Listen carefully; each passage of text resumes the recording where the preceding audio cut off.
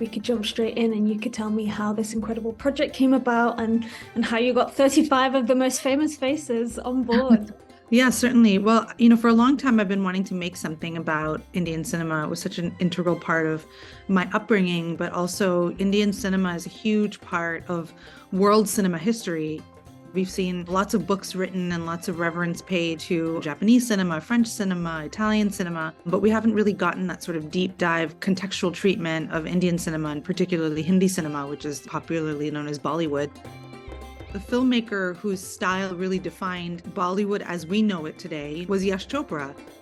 It felt appropriate to tell his story, but do it in a way that's fun and celebratory, sort of a nostalgia trip for the diehard fans, the people who grew up with those films, but also kind of have an entry point and be accessible for audiences that are maybe a little Bollywood curious. For viewers yet to watch the documentary, can you talk a bit about the term Bollywood and why it might not be so helpful? I've always used that word, Bollywood. I've always used that term, my whole life. But every time I do, there's a little bit of a cringe, that comes in. And I think that has to do with defining an entire industry that's as old as Hollywood, as prolific as Hollywood, as illustrious as Hollywood, as big of an economy nearly as Hollywood, in the shadow of Hollywood. Hindi cinema is its own thing, and it felt kind of weird to allow it to be defined as a derivative of another industry.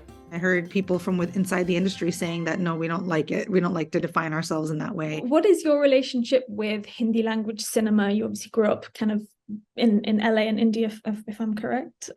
What was your relationship like with that industry? For the most part, I was raised in America. And as a diaspora kid, a lot of my cultural roots came from watching Hindi cinema. I was lucky enough that I got to travel back and forth quite frequently, but for most diaspora kids, you don't go home, to the motherland much. It's the movies that really connected us to our roots. For a lot of us, that's how we learned even to speak Hindi. It was a reflection of our culture, our values on screen in a way that just wasn't accessible to us, especially when I was growing up in the 90s. We just weren't represented on screen in leading roles in that way.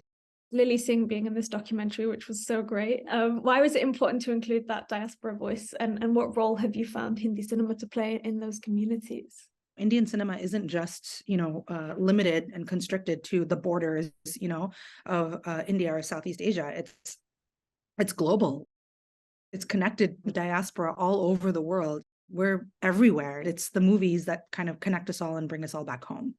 Your family ran a cinema as well. I wondered if you could tell me a bit about how that came into your family and screening Hindi films there and what that meant to you. So my parents in the 1970s, before I was born, they had a single screen movie theater that they operated in Los Angeles and Culver City. And they were the first exhibitors of Hindi films in the United States. At that point, the theater really built the community, in Southern California of South Asians, and people from all over would come to the cinema, on the weekends to see these movies and also just kind of form a community and bond with each other. The cinema was gone before I was born, so I never got to experience it for myself, but it looms large, in my imagination. I think about it a lot. The romantics. I wondered what it is about this subject that especially as it pertains to Indians, that fascinates you. That has always fascinated me, that inherent tension, that generational tension, that emerges when you're talking about marriage and romance and love and, who to marry and who you can't marry and all of that. It's ripe for drama.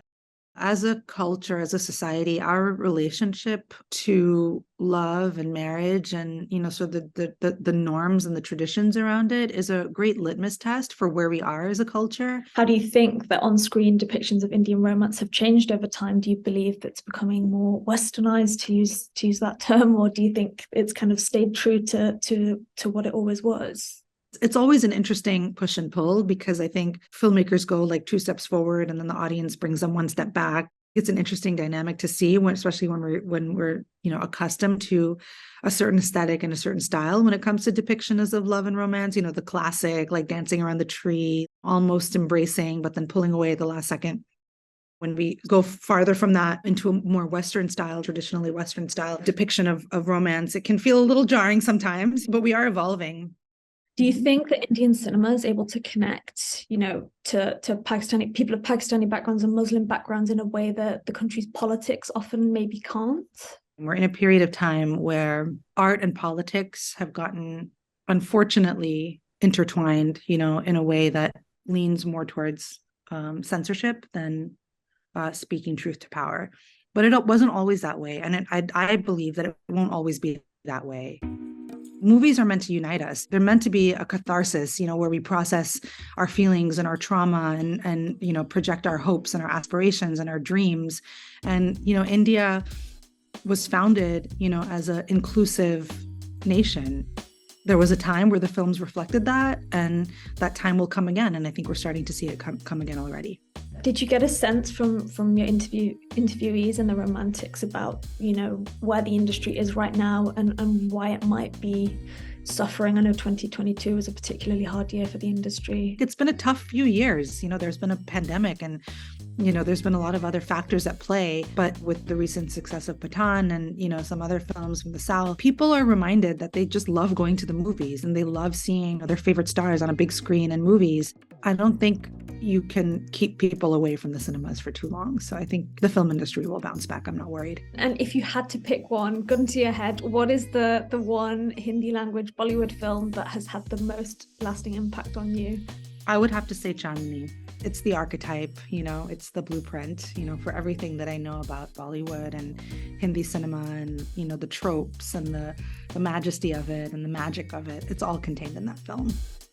Thank you so much for your time, Smriti. This has been so interesting and just on a personal level, so fun for me as well to reflect on my childhood in this way. Thank you so much. Thanks for watching and thanks for the discussion.